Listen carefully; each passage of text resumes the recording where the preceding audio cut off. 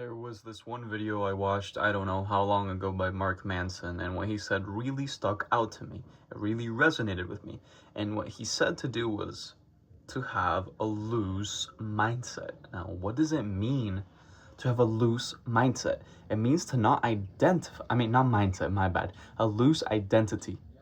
Having a loose identity means not necessarily identifying with many traits. It means being able to change your identity on a whim, fast.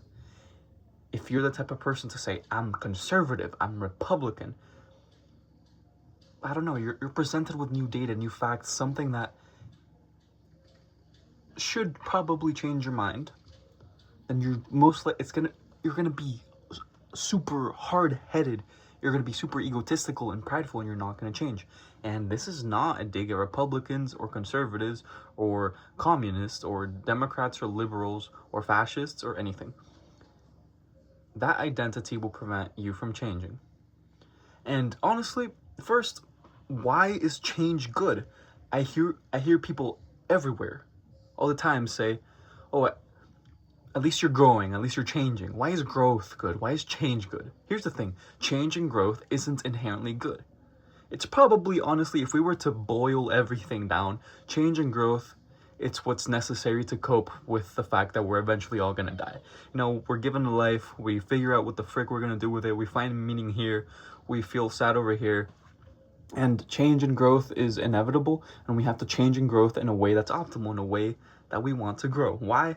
Because we're humans and we like to have good lives. We want to be happy, we want to have good feelings, and we want to decrease bad feelings. And this is a pretty basic explanation of what humans seek out to do. But my friend, just accept that with me. Of course, I'm not saying to just go be drunk and do drugs so you can feel all good feelings. No, we want to feel good feelings over the course of our life. And if we just become drunk and drugged up all the time, we're probably gonna have more bad feelings on the long run. Does that make sense? Okay, here's why having a loose identity really makes you have more good feelings over the long run. Number one, it makes you not attached to anything, to identity, to other people, to your actions, to your beliefs. And have you heard the saying from Buddha, the root of all suffering is attachment? I don't even know if Buddha said that. I don't know if that's even the right saying, but I found that to be pretty truthful. I'm going to give you a silly example that I think has worked pretty well for me. I used to be the type of person who, I don't know, say when I was 4, I was given this plant. And I became attached to it. When someone was like, oh, you don't even use it anymore, it doesn't even look pretty. When my mom would want to throw it, I was like, no, because I was so attached. And inherently, me being a little bit upset that my mom wants to throw it out is suffering.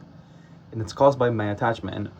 And this is a very silly example, but as I've gotten older, I've like consciously decided, you know what, just throw it away. I need to let go of the attachment, and I suffer less. And now I do that with other aspects of my life.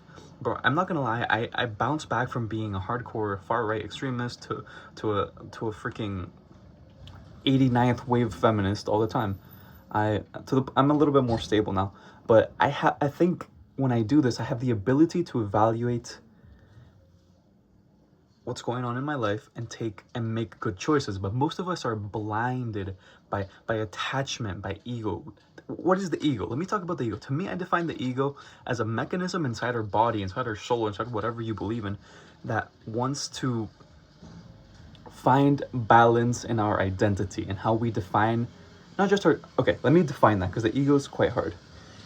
Have you guys heard of homeostasis? Homeostasis in science class is, I don't know, your body's like internal philosophy that everything needs to be regulated and needs to be at normal levels. Like when the body naturally cools down when it gets too hot. The body naturally warms up when it gets too cold. That's what you get taught homeostasis is. And the ego is the same, but for your beliefs, for your identity, let's say. So when someone attacks your ego, you want to bring it back to a normal level, so you lash out, you act defensive. And that way, when your ego is under threat, it gets back to homeostasis. So having a loose identity allows you have a higher tolerance for ego threats. You're able to take them with grace and react way better. And man, the world is full of criticism, full of negative feedback. It's unavoidable. If you want to be great, if you want to achieve great things consciously, like not by sheer luck, because lots of people achieve amazing things by sheer luck. They probably had really good positive programming when they were growing up and did all the good habits. Or maybe they had a really bad life event that just made them be like, oh, I hate the world, I'm going to change so hard, I'm going to prove everybody wrong. But for just normal people who are brain rot, who are victims to big corporations feeding us junk food and junk social media content, you have to kind of use every single weapon in your toolbox to be able to make rational decisions and be fair on yourself and then change. There is no right piece of advice. Sometimes maybe you should just have a total strict Christian identity that's impenetrable, and maybe that will make your life better. So I guess I'm a hypocrite. At the end of the day, I'm really only making these videos so I can speak better, and something I really struggle with, or that's probably an issue, is that I don't have conviction in any topic. Maybe because my identity is too loose, but I also believe that it is truthful and very useful for me to have this loose identity. But sometimes stuff like this happens. I just talked for 5 minutes, 6 minutes on how having a loose identity is good for you, and then I conceded the point that it might be better for you to just be a complete strict Christian that is impenetrable no matter anything. Maybe your life will be better like that. So I want you to take this all with a grain of salt. There are no rules. This is what worked for me. It doesn't work for everyone.